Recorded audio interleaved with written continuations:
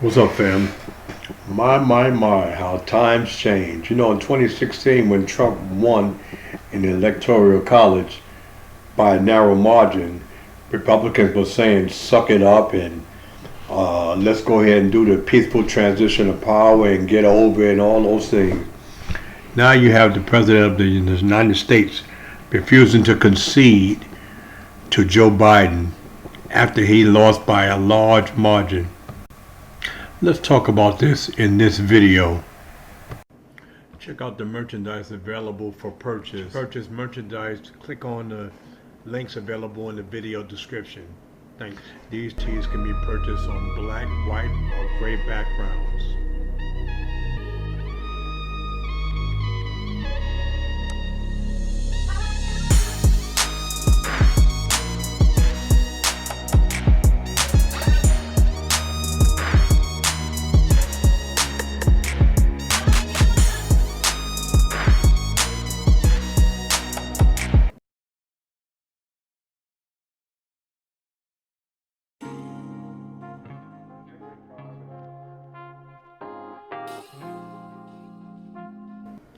Please smash the bell icon to be notified of new content. Please subscribe, like, comment, and share. Thanks for watching.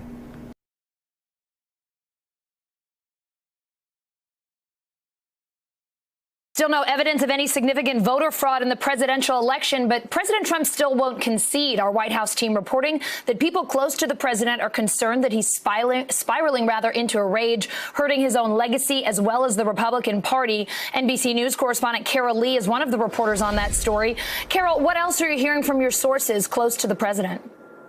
Well, Allison, generally what we're hearing is just concern about how long the president is going to drag out what many of the people around him see as the inevitable, that he's lost this election.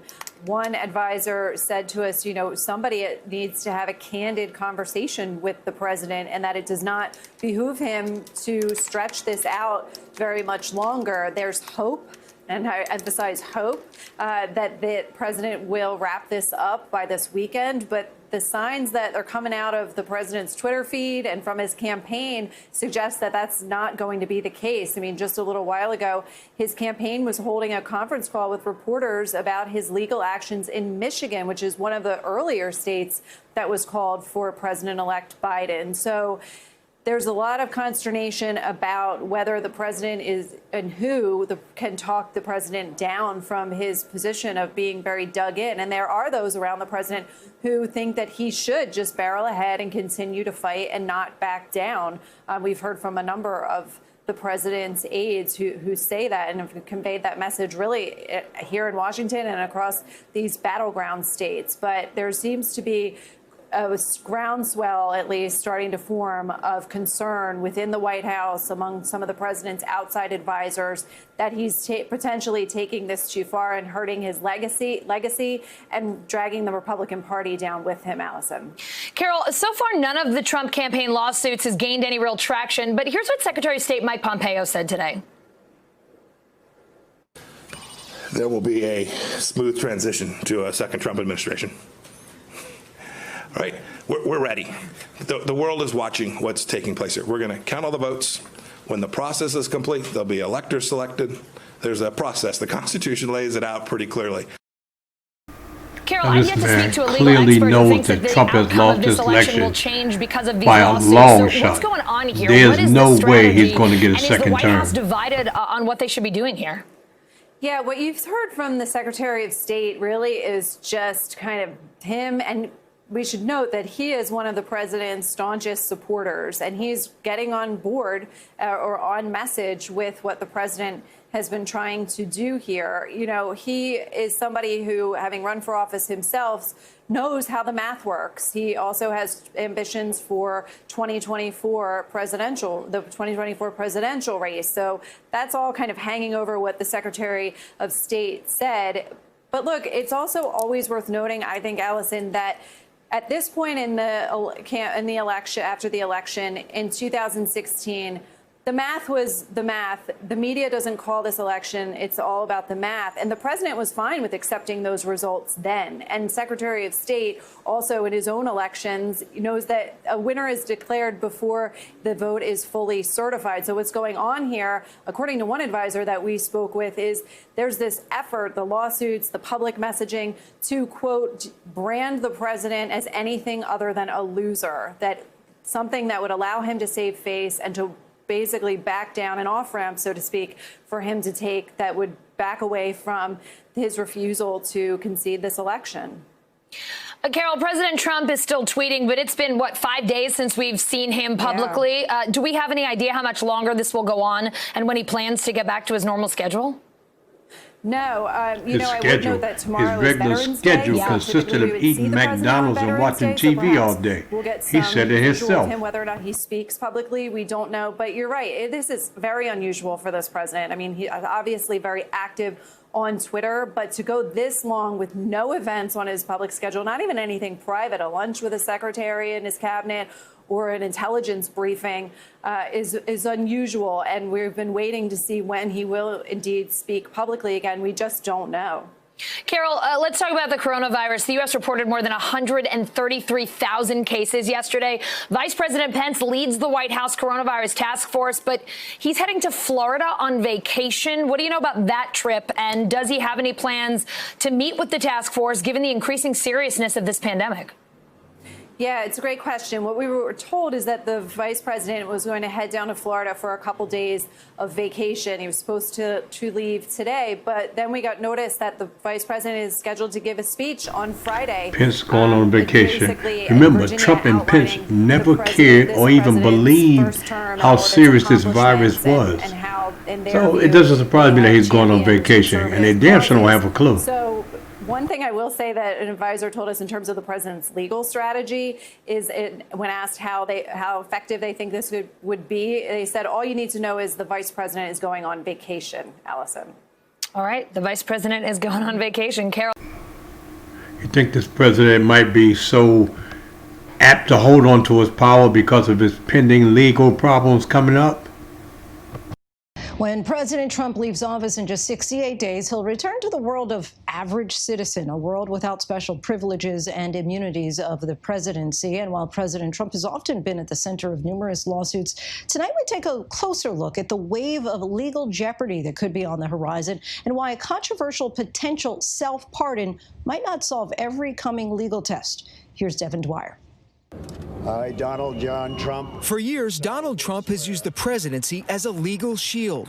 The worst presidential harassment in history. But outside the White House, a new reality awaits. He's an ordinary citizen. Full stop. I mean, we actually had an entire revolution against the idea of kingly prerogative and the idea that a king is above the law.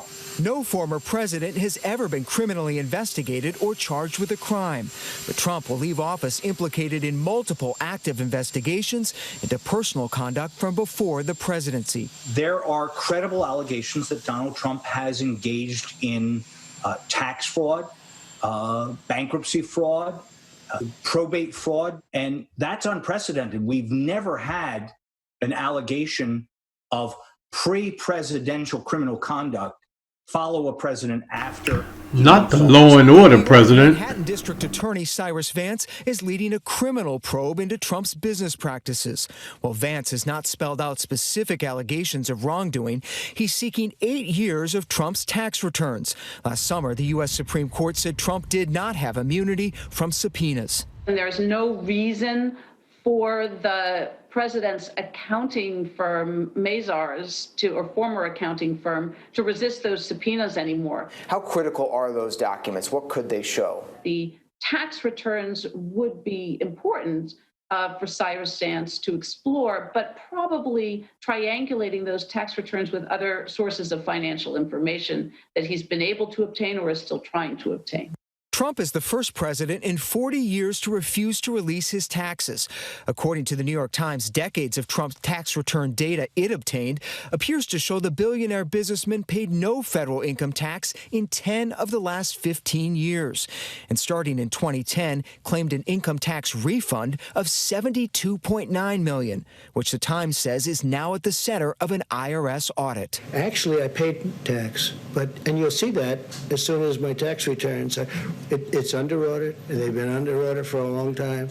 The IRS does not treat me well. The Times also reported Trump has more than $300 million in debt coming due in the next 4 years, on top of $100 million tax payment due in 2022 and potentially $100 million more if he loses his refund battle with the IRS. The amount of money, $400 million, is a peanut. Trump's financial records are also at the center of a New York State investigation into possible financial fraud, as alleged by former Trump personal attorney Michael Cohen. It was my experience that Mr. Trump inflated his total assets when it served his purposes, such as trying to be listed amongst the wealthiest people in Forbes, and deflated his assets to reduce his real estate taxes. New York State Attorney General Letitia James is actively investigating Cohen's claims. The outcome of the election will have no impact on our investigations, and so we will continue our investigations, again, related to the testimony of Michael Cohen. No one is above the law,